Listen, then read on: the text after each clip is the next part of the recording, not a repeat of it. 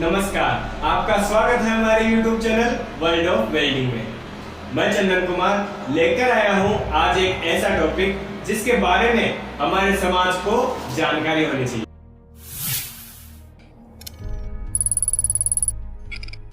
क्योंकि प्रत्येक व्यक्ति को अपनी व अपने परिवार की जरूरत को पूरी करने के लिए कोई ना कोई काम करना पड़ता है। हर व्यक्ति अपनी रुचि, योग्यता और क्षमता के अनुसार अलग अलग कार्य करते हैं। किसी का काम काफी आसान होता है तो किसी का कठिन, किसी के काम में काफी खतरे होते हैं तो किसी के सुरक्षित। लेकिन कोई भी काम करने के लिए जब हम घर से निकलते हैं तो हमें बहुत से खतरों का सामना करना पड़ता है, मगर कोई तो है जो हमें इन खतरों से बचाता है। कौन हो सकता है? जी हाँ, आज मैं आप सबको मिलाने जा रहा हूं उनसे जो आपकी हर खतरे से सुरक्षा करते हैं।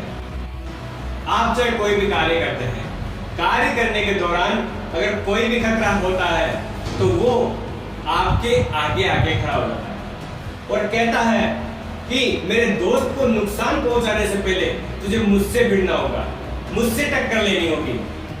पता भी है आपको कि आपकी इतनी परवाह करने वाला भी कोई है? तो आइए मिलते हैं अपने जीवन के सबसे जिगरी दोस्त PPE यानी पर्सनल प्रोटेक्टिव इक्विपमेंट, जिसको हम हिंदी में व्यक्तिगत सुरक्षा उपकरण कहते हैं। PPE यानी अपनी खुद की सुरक्षा के लिए जो कोई भी उपकरण प्रयोग किया जाता है, यूज किया जाता है, उसको हम पर्सनल प्रोटेक्टिव इक्विपमेंट यानी व्यक्तिगत सुरक्षा उपकरण कहते हैं। PPE कोई सामान हो सकता है, कोई औजार हो सकता है, कोई प्लास्टिक की वस्तु हो सकती है, कोई कपड़ा हो सकता है, कोई रोड पर लगाया जाने वाला बैरियर या बोर्ड हो सकते हैं, कोई कुछ भी हो सकता है। एक ऐसा मटेरियल या सामान जो साइट पर काम करते समय होने वाले किसी भी संभावित खतरे वह हमारे बीच में खड़ा हो जाता है, यानी हमारी सुरक्षा करता है। PPE बहुत टाइप के होते हैं, कानों के लिए अलग, सिर के लिए अलग, आंखों के लिए अलग, हाथों के लिए अलग, पैरों के लिए अलग। हर चीज यानी हमारी बॉडी के हर भाग के लिए अलग अलग प्रकार के PPE होते हैं।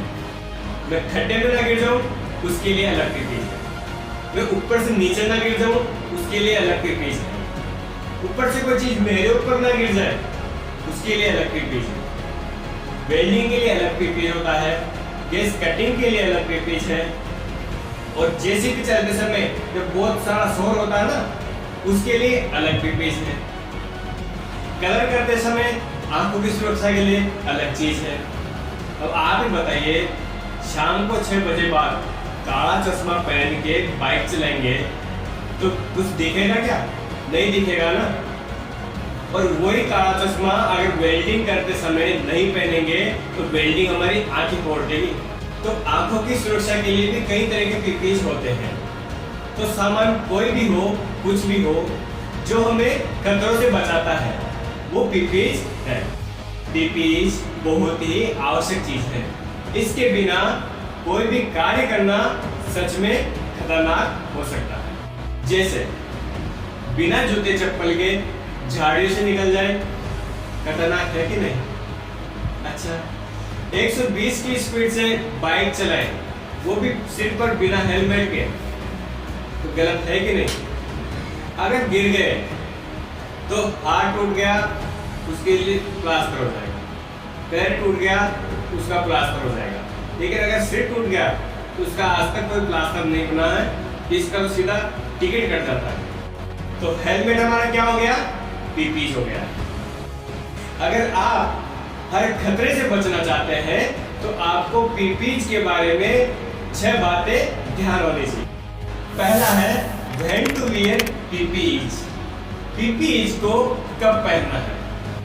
देखिए, मैं बाहर रोड पर कोई कुछ काम कर रहा हूँ और मेरे आसपास कोई भी कुछ नहीं है, फिर भी मैं सेफ्टी बेल्ट बांधकर खड़ा हूँ, इसका कोई मतलब नहीं निकला। तो हर पीपीई की जब आवश्यकता होती है तो ही उसका इस्तेमाल करना चाहिए।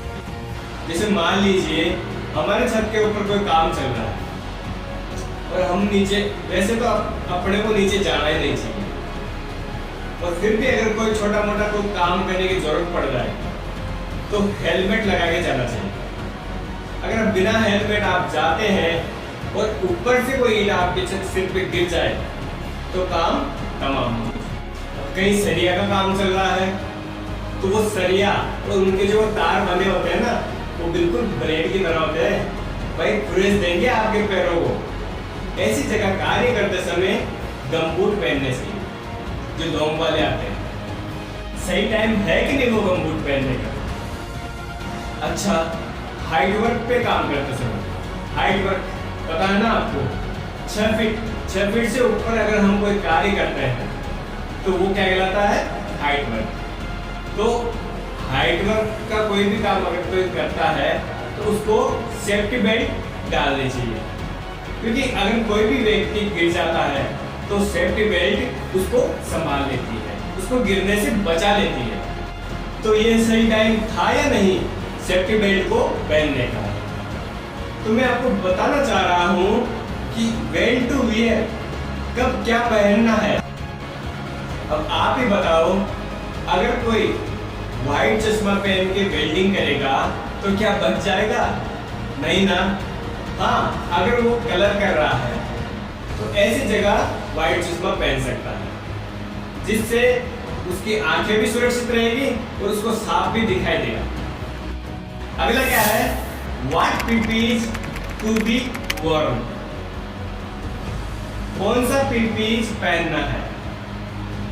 पहला क्या था? PPEs कब पहनना है। अब है PPEs कौन सा पहनना है।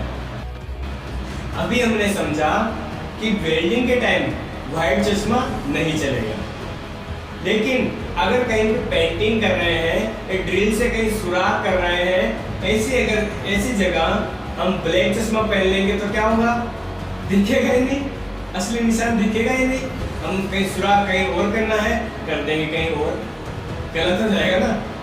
पहला था अपना पीपीज कब पहनना है, दूसरा क्या है कौन सा पहनना है। अब ऐसा तो है नहीं कि हर काम में सारे पीपीज पहनने पड़ते हैं।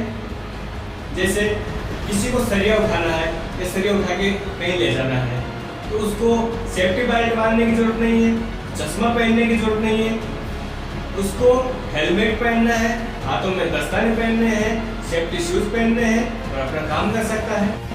वहीं अगर कोई जेसीबी चला रहा है तो आपको पता है उसके अंदर तो हेलमेट भी पहनने की जरूरत नहीं पड़ती, लेकिन आपको पता है वो कितना शोर करती है, उसको उसके कान तो ढकने पड़ेंगे ना।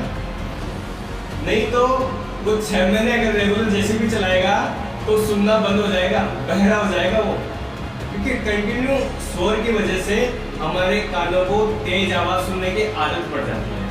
फिर हम अपनी खुद की भी नहीं सुनते और कोई नॉर्मल व्यक्ति बोलता है वो भी नहीं सुन पाता, बहरा बना जाता है। इसलिए कानों की सुरक्षा के लिए हम एयर प्लग लगा लेते हैं।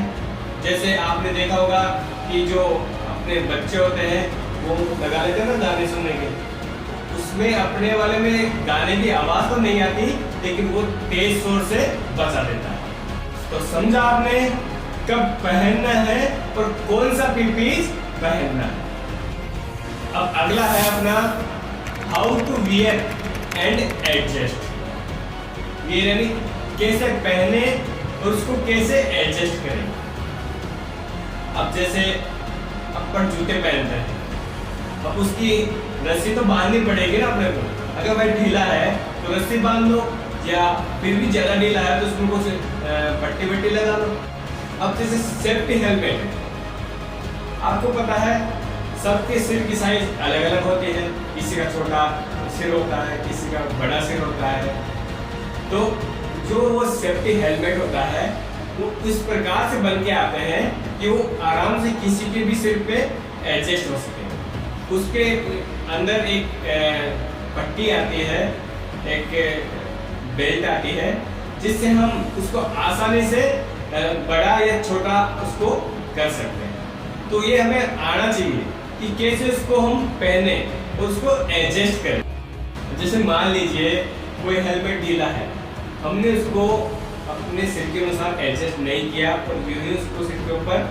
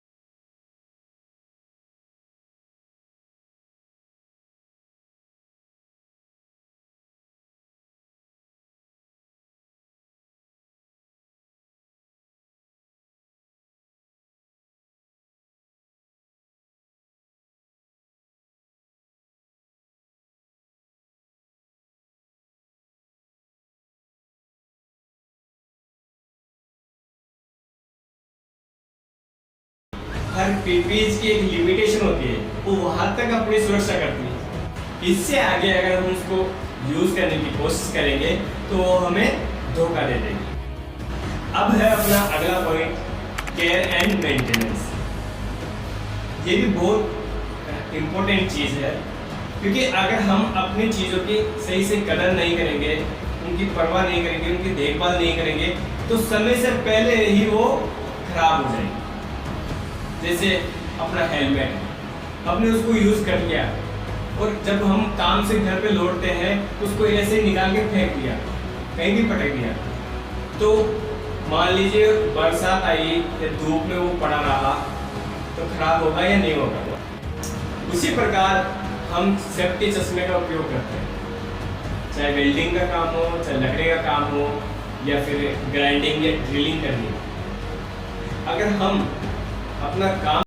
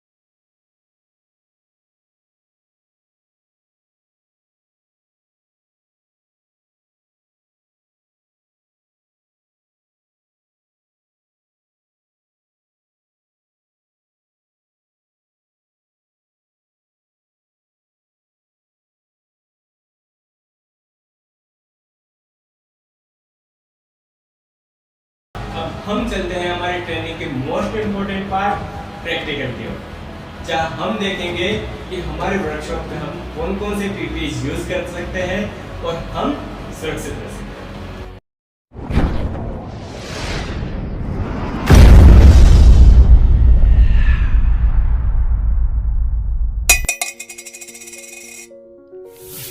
एक एक करके पूरी बॉडी के लिए यूज़ होने वाले पीपीई को हम देखेंगे।